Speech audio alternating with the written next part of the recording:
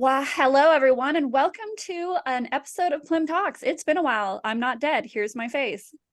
And I'm here with two other cuties. So you get three cute faces all in one interview. Because today on PLM Talks, I am interviewing Carson Winter and Jolie Toomajan. You may recognize them from their individual interviews before. If not, check those out. But today we're actually talking about a really interesting project, Posthaste Manor, which is a novel they actually wrote together. Teamwork makes the dream work. So let's hit Jolie first. She is a writer, editor, academic, and all-around creep. She likes to write horror fiction and essays about video games and gaming cultures. She would die first in a horror movie, and she is at peace with that. Now, Carson Winter is an author, punker, and raw nerve. His fiction has been featured in Apex, Vestarian, and Tales to Terrify, among others. The Guts of Myth was published in Volume 1 of Dreadstone Press's Split Scream series, which is actually now adopted by Tenebrous Press. His novella Soft Targets is out now from Tenebrous Press, and he lives in the Pacific Northwest. Hello, both of you. Hi, Plam. Hi. That was a mouthful of intros, just a mouthful of y'all. You're safe saying that, though, because you're not on the Dead Languages podcast. I'd be like all over. As soon as you said mouthful, I've been like, low-hanging fruit. I'm in on it. Yes, you know how hard it is to hear you talk when we're not on the podcast? Yeah, to hear me talk. No, wait for it.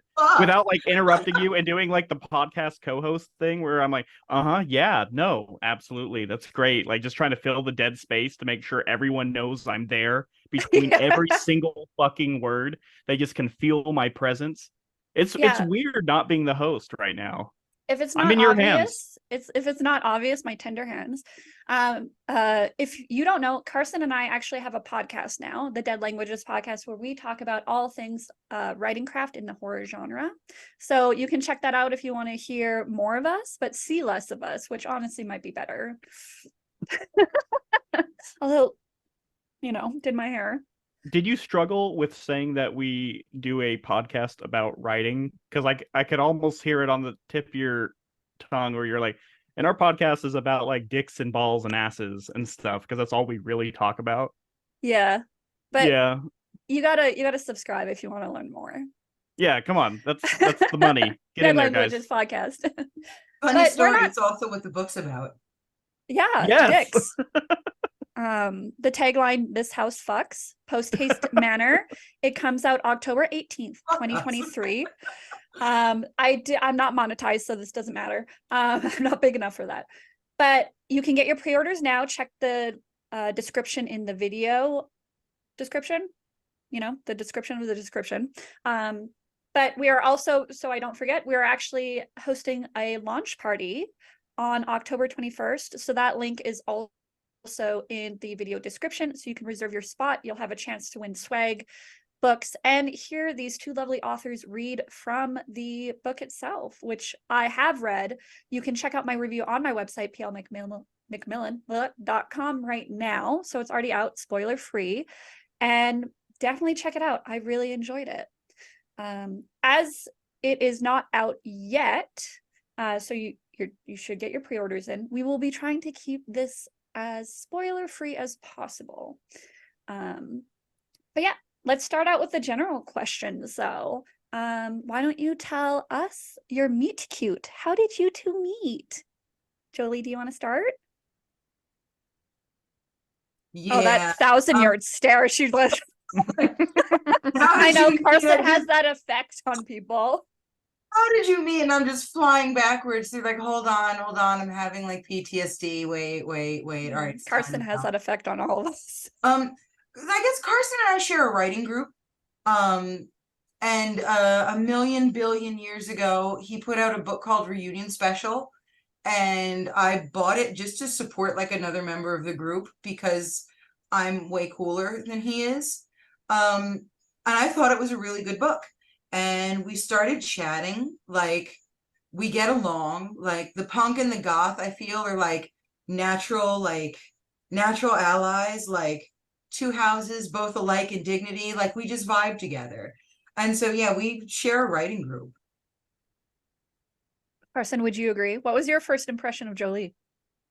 Well, I I remember her in said writing group, and my first impression was, holy shit, she's like super talented and cool, very, very smart. I would always remember her like big ass, very incisive posts whenever there was some discussion going on, and Jolie always had like the perfect thing to say, and it cut through all the bullshit immediately. And I was always like, damn, she's really smart. But also, I remember she had a story. She got a story accepted by Black Static, and I was like, oh, well, she's got to be a fucking killer writer too. Like, no surprise. So that was kind of when she was on my radar and kind of this large writing group. What made me kind of reach out and kind of decide to want to work with her was I had just done Bloodlines with some other authors, and this was just kind of a DIY fun project for us to put together in the background while we waited to get rejected from various bullshit. And then, it was wrapping up, and I was like, well, holy shit, I don't want the party to end. I kind of want to do another cool project with another cool writer. And, the first person I thought of was Jolie. So we put our heads together and we figured out, where to go. Awesome. Now, this will be a little bit of a left field question for our viewers, but if you want to know what this is all about, buy the book. Are you team rat or team dog, Carson? Oh, I'm team rat. Hell yeah. Jolie? Team dog. I'm team rat. No, man. See, sorry. the rules in Posthaste Manor are basically eat, feed, or be eaten. I'm going straight to the top of the food chain. I'm not messing around. Team dog. But the rats seem to be having so much fun. Are they really though? I think Carson has a bad influence on me. I've been on the podcast has corrupted me. But yeah, I didn't do a lot of general questions just because I have interviewed both these authors before. So if you want to learn more about their writing process and how thorough Jolie is about writing directly onto her phone, you can watch their individual interviews on PLM Talks and learn way more about how they write, where they get their inspirations, and all that fun stuff. So we're going to dive right into the book talk. Again, Posthaste Manor. It's out October 18th. Magic cover. Also, the background is the cover. Gorgeous. So good. Okay. I actually missed a question. I realize this now. Spoiler free. Can you tell the viewers what the book is about, essentially? Jolie? It is the deconstructed history of a very haunted house. Is sort of the best way to describe it. It's a haunted house novel, but it's also a lot more and a lot different. Carson, anything to add? Yeah, no, I think that like fucking covers it. It's basically, it's the rise and fall of a haunted house told through snapshots in its history, essentially. I kind of like the idea of, calling it deconstructed. I always think of food. And I'm thinking of like, it's like a deconstructed plate, but it's like the nastiest, like tater tot casserole, deconstructed. That's what I picture. It's like just nasty winter soul food with fucking cheese and your shitty unseasoned cream of mushroom, and it's just going straight to your fucking hips. You're gonna be shitting all night, but it's in like 3 different bowls with little fucking parsley garnish. Okay, strangely specific, but I appreciate Posthaste Manor. Oddly specific. All right. Yeah. Posthaste Manor on October 18th. October 18th. Get your pre-orders in now. This, as I mentioned in the beginning, this book is co-written by both of you. So I think majority of writing projects tend to be the solo author. Of course, you see other examples of co-written things, but I do think it's a little bit more rare. How did the project get started in that way? The magic. Carson? Well, I mean, it just kind of made sense, I think, for us to find a way to write this project, to do something where we take advantage of both of our perspectives. Jolie and I, we have very different voices. We have different influences. We even have, different philosophies on kind of the workflow side of writing. So we write very differently. And I thought, that's not a bad thing. That's a wonderful thing. And that's a thing that should be on full display in the book. So I think it kind of came naturally that, of course, we want to preserve each other's voices and find ways to kind of let those perspectives shine. So when we started, we kind of came up with the idea of doing like a chat book. I believe this was actually Jolie's idea, a chat book of like stories set in the same haunted house. And then we're just kind of like, well, let's both write like 2,000 word stories and kind of see how it shakes out. And, we had a lot of fun each kind of going back and forth, doing what we would want to do in this very, well trod setting within the genre. And then beyond that point, we sent it to Tenebris Press. They're like, hell yeah, we need to give you guys money. But they were also like, hey, can you also write a longer story for it? And to kind of like tie it all together, make it a little bit more of an entire product, a mosaic novel in its entirety. And so we kind of took that same approach, but into like something novella length where we have two characters kind of intertwining, all Caduceus like. Jolie, any additions? Yeah, no, not really. I mean, yeah, like Carson asked me to write a book, and I remember at the time I didn't take it super seriously because like people ask you to do stuff all the time. Like, I'm like, we're friendly, so it's very like, yeah, we're gonna go to Alaska and we're gonna live off the land, and then we're gonna start a band that only talks about ice fishing. Like, I was like, yeah, fine. That But sounds we like a bop. started, right? But we started, oh, pardon me. We started talking like back and forth about like ideas for what we could do. And frankly, like it just all started working. Like the things that he said were making sense to me. I assume that the things that I was saying were like making sense to him. And like my little synapses started firing. And I think he showed up first with the end of Posthaste Manor. And when I read that, that unlocked Mrs. Mutilate's Husbands for me. I love And that then we one. just sort of kept like, which I think is interesting that those were the first ones that we did. But like, yeah, we just sort of kept going like back and forth. And like that's sort of how it got started is he asked me to write a book and then he presented a story to me and I was like, neat, I have a story too. And yeah, we just sort of kept going.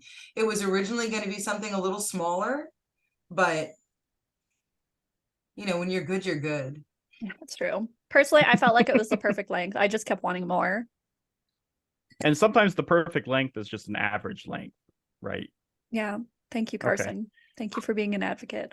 So that was kind of the writing process. You two started with individual stories first, but the main novella is the intertwining chapters. How did that work writing wise? Because the for the viewers, the main novella kicks it off, and then there are some shorter sections afterwards which kind of build up the history, but the novella is told in different chapters which are written interchangeably between the two authors. So how did you write that? What was the process? Oh, Jolie, do you want to go first? Let me see. How did the novella come about?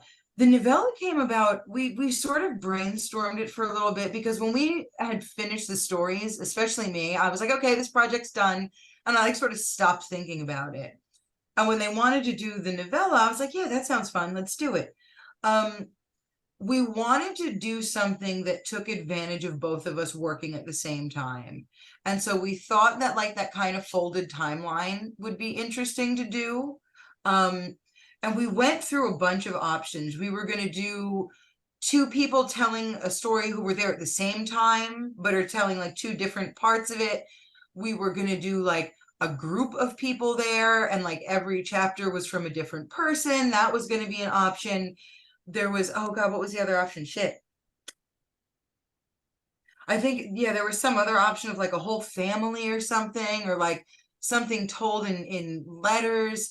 And we eventually settled into this sort of blended narrative that was more blended thematically than it is like narratively, but also in places it is still really blended narratively.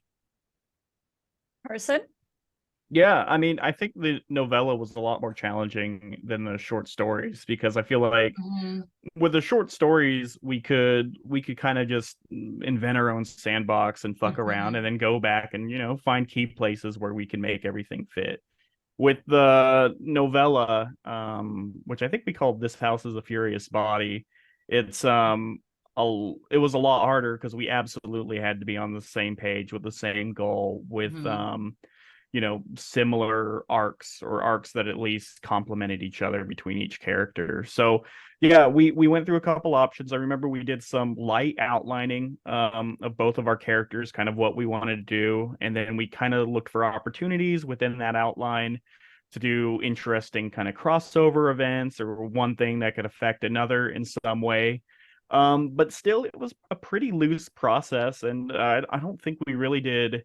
I mean, it definitely got edited a good amount, but it wasn't like, the most edited experience I've ever had by any means. I think it came out pretty well, and it came out pretty smoothly too.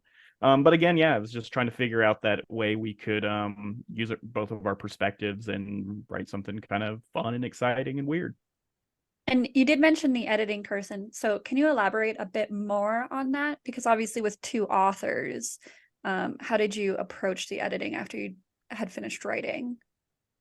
Well, I mean, it was really just having two eyes on everything, and then, we'd go through each other's work, and sometimes, I could leave a note here or there. Jolie would leave a note for me being like, oh, hey, I have something kind of like this. If you tweak this a little bit, it can kind of call back to this element here and strengthen all those like little webs between the stories that make them feel connected, even if they were written separately. So if anything, I felt like the editing experience was a little bit better just because you had, two minds going at it.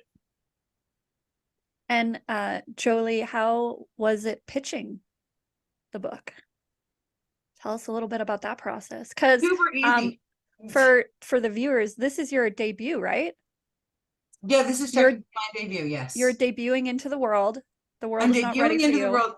It was a really smart business move to debut in a co-written collection with somebody else who has already debuted, using a book that like defies categorization. It was like, for me, it was totally like a good career move. I was like really thinking ahead when I did 4D this. chess.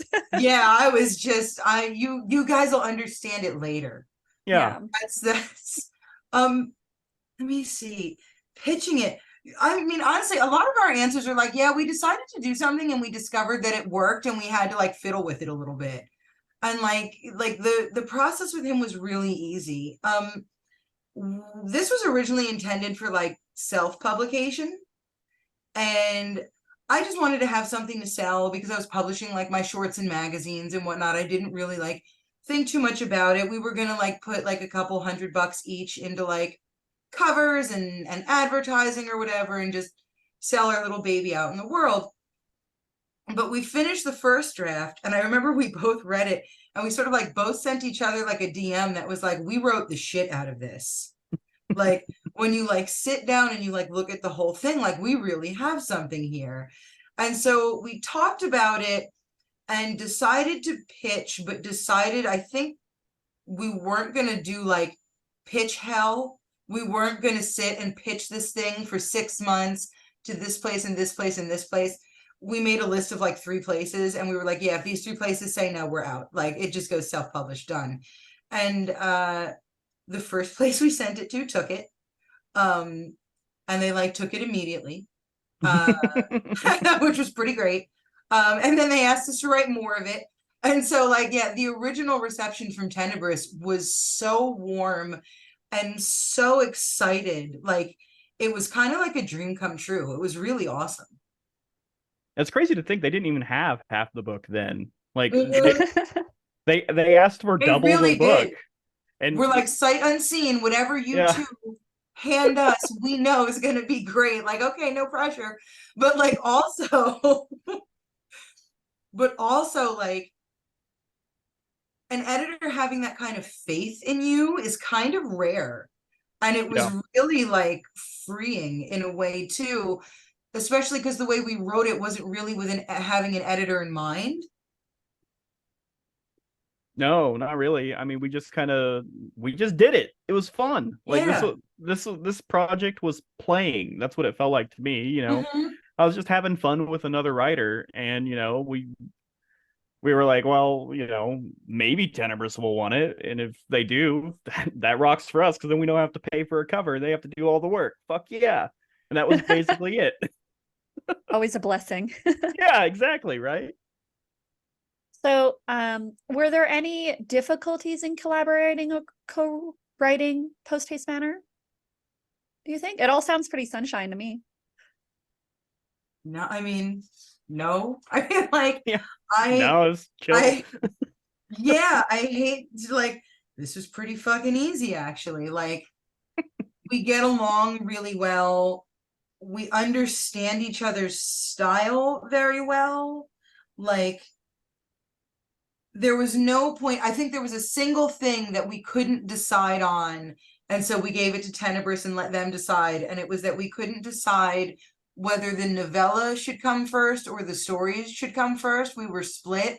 And 10 minutes into that discussion, we're like, we'll just do whatever Tenebris says. And that was the whole.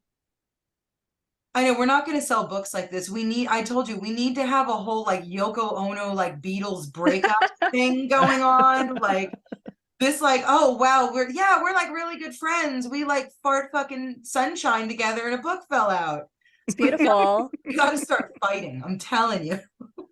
Like, because one thing that I did notice and really enjoyed, because I have read it, is the fact that your two voices are very unique from each other, but they vibe so well together.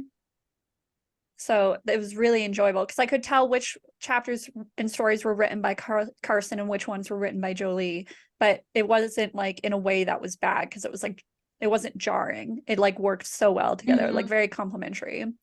Could you So, tell the Cosmic Dog Orgy was written by me when you read it? yeah, it was surprising. Yeah, I was surprised at first. I was like, this is a Carson piece. So interesting. Oh, weird. He's really, going out of his comfort zone here. Yeah, totally. Oh, Writing interesting. this Yeah. quiet literary horror. Yeah. So Aikman-esque. Yeah, totally beautiful. Can you tell us a little about the inspirations and influences that went into Posthaste Manor, starting with Carson?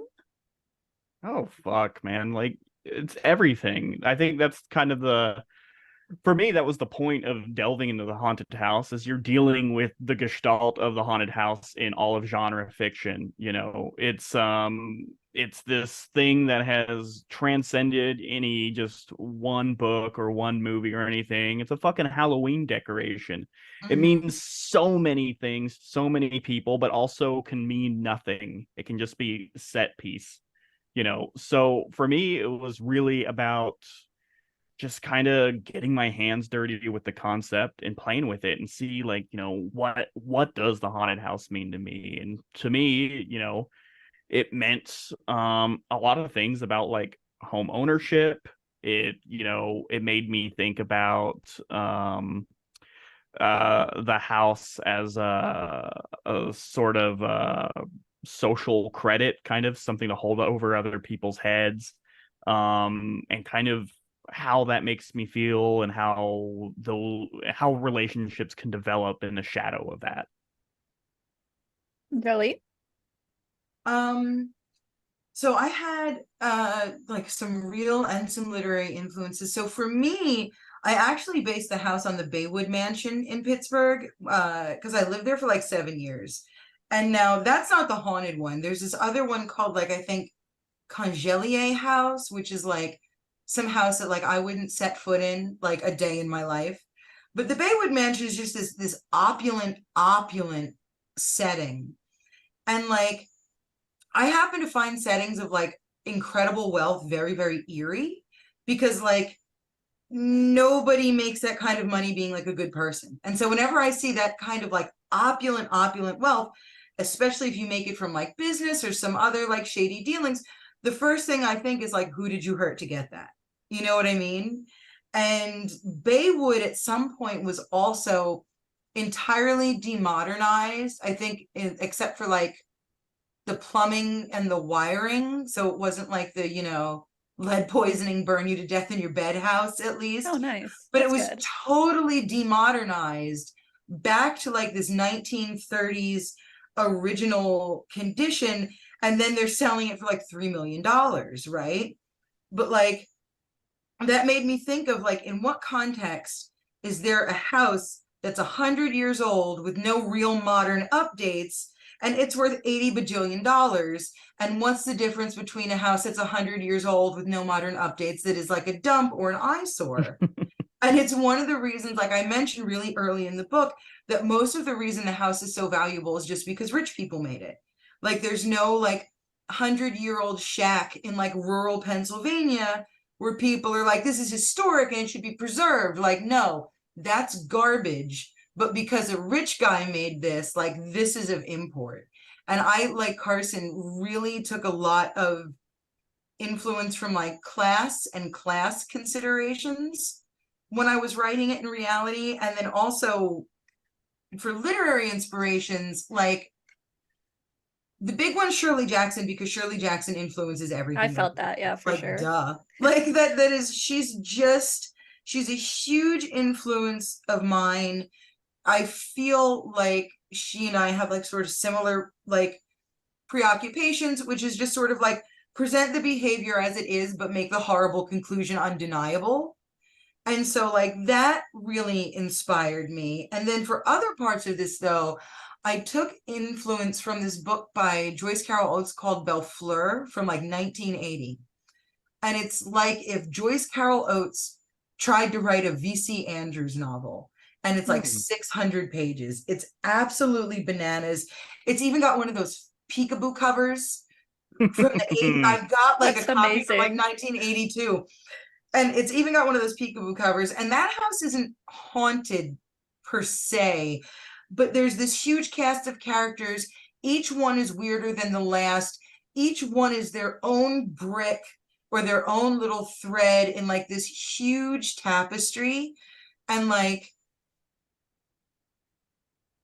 it's an incredible novel. It gets overlooked a lot, but it's like, for me, at least for her, that book is like a testament to how good she is at her craft, because I live in a world where she doesn't have Twitter and don't take I'm staying in the Matrix. Do not wake me the fuck up. Leave me plugged in. Leave me plugged in. But yeah, she was a big influence on this. Belle Fleur was a big influence, especially when it became clear that we were going to be doing this sort of mosaic style. Okay. Now, the next question I had was, what has been your favorite part of working together? But you've already gone on how you fart rainbows together. So I'm going to switch it up. What is your personal favorite part of the book? Like whether it be a scene, again, trying to keep it spoiler free. Just like, if you had to pick one treasured fart amongst the smog, which would be the treasured fart, starting with It's Carson? No, it's Rats and Dogs from Planet Nowhere. We're not letting him answer first. And we're done. Okay. No, I was gonna say conscious uncoupling. Because there's one fucking it's like such a throwaway little thing, but it like just delights me to no end every time I see it. It's when it's a story written in kind of like a transcript where a husband and wife are going back and forth, but there's just this part where like Posthaste Manor has an empty line, like it's almost a character in the background. I did notice that. Yeah, I just love that. fucking love it. It makes me giggle every time. And it's just fucking Jolie's little postmodern shenanigans. Love I it. fucking love it. I eat it up. Then for any authors who might be watching this and might be interested in doing a collab with one of their friends, are there any tips you might give them, starting with Jolie?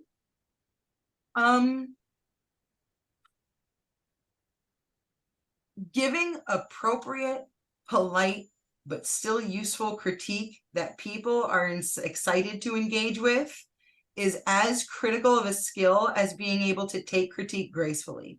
And so I keep that in mind whenever I work with anybody. And like respect the hell out of each other. Like, okay, we're artists, we're sensitive about our shit. We're also really particular. We know nobody got into this business because we don't care what the sentence looks like. Like, we got into this because we're very particular about what we do. And like, we're particular about our output. We're particular about how we want that output to look. We're particular about what we want that output to say. And like, I think one of the big mistakes that authors make is getting like bloody minded about their writing and just being like, no, it's going this way. And like, I tried to drop that at the door. Like, I went into it like, nope, he is an artist that I admire. He's my friend. I'm not fighting this man over a sentence that I didn't write exactly this way. He knows what the hell he's doing. And so like, that perspective, I think, really helped us work together. And like, you may notice we're still getting along at the end of the group project, which Or almost you're never or you're happens. really good at faking it on camera. I'm Yeah, how telling many more days do we have? Like 16? no, fucking like 2 weeks until I can get rid of you. Motherfucker. God damn. Carson, how about you? No, I mean, I echo a lot of what Jolie said. For me, one of the things, so when I did Bloodlines, it was a group project, but it was not a co-written project. So I knew that this was going to be very different. And when we kind of started going that direction, I definitely had to check myself and think like, okay, you know, what mindset do I have to make this like go great?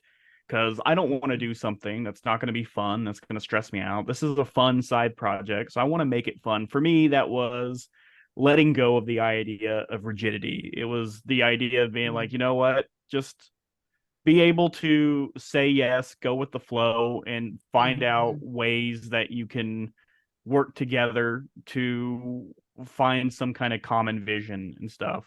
So like would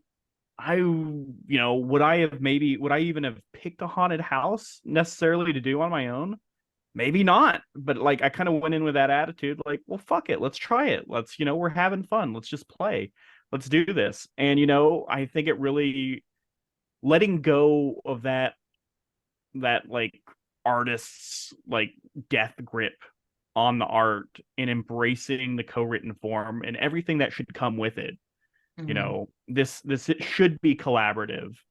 I think it really opened up a lot of avenues. So I think if you are out there and you are thinking about co-writing, realize that it is different than writing alone, but embrace those differences. I'm definitely not going to go through, it wasn't even on my mind to go through Jolie's work and tell her to sound more like me. If I wanted her to sound more like me, I would have just written my own fucking book. We're here together. We both want to sound like ourselves, and that's a dope thing. Embrace it.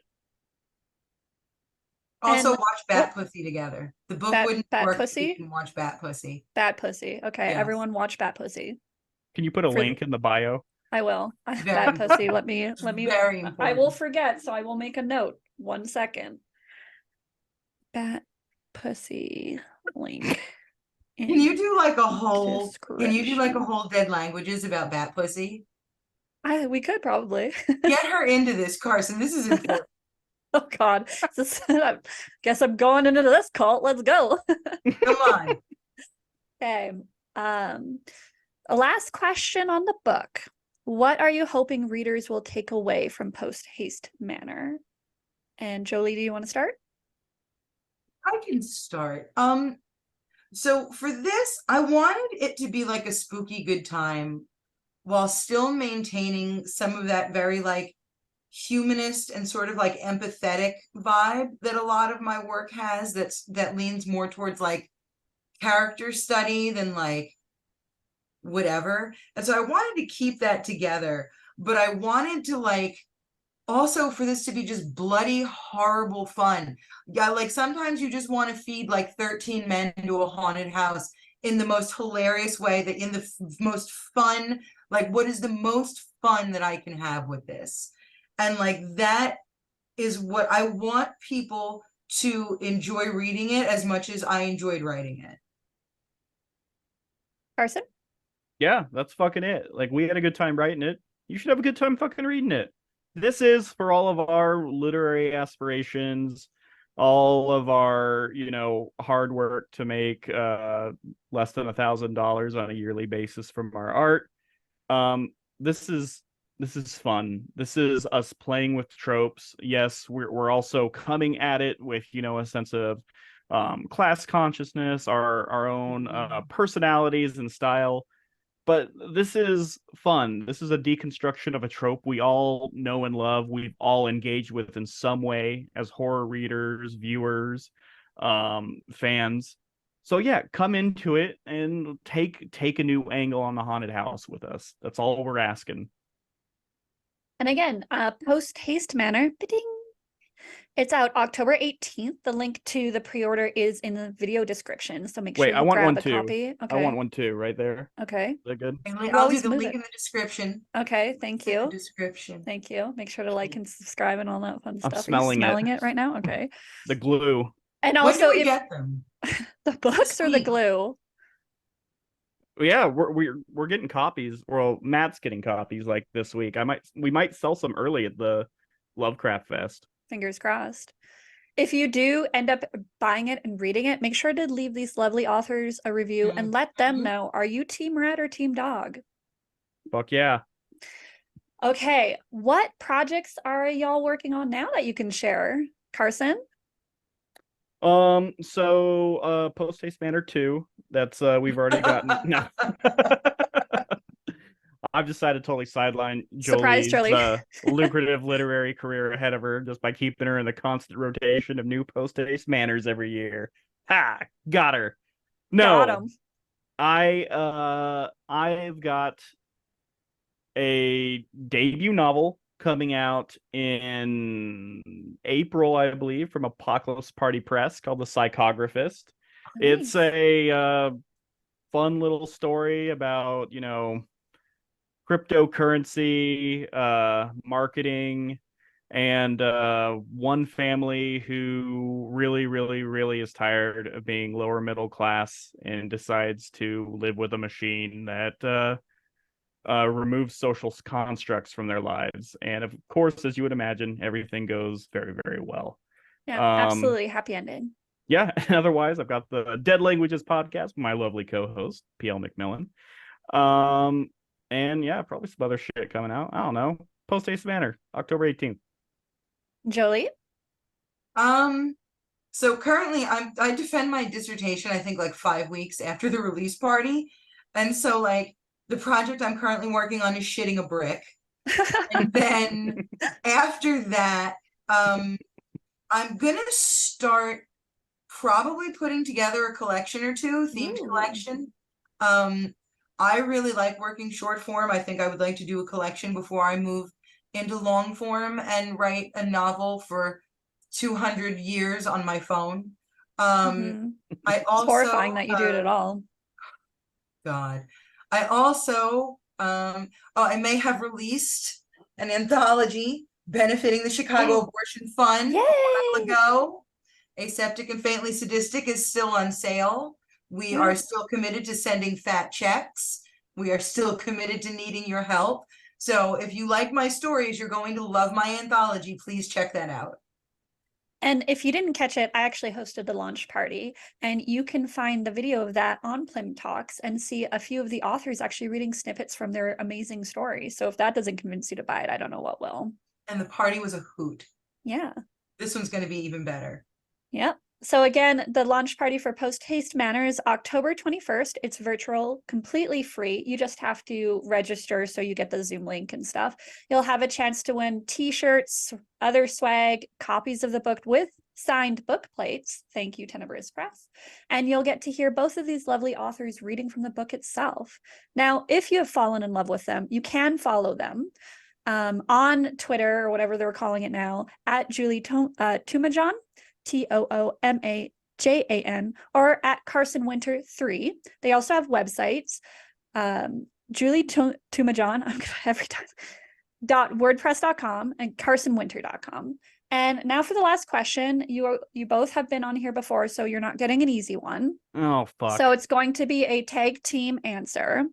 Gross. So this one. Yeah. So Carson, I need you to just completely improv what the listing for Posthaste Manor would be on Zillow, and then Jolie is going to write a review about her experience touring the house. So Carson, go. Hate you so much. Got him, Lucy. You thought it was going to be another easy mac and cheese question, didn't you? This post-colonial, pre-Victorian host, 1950s, 18 bedroom, 16 bathroom,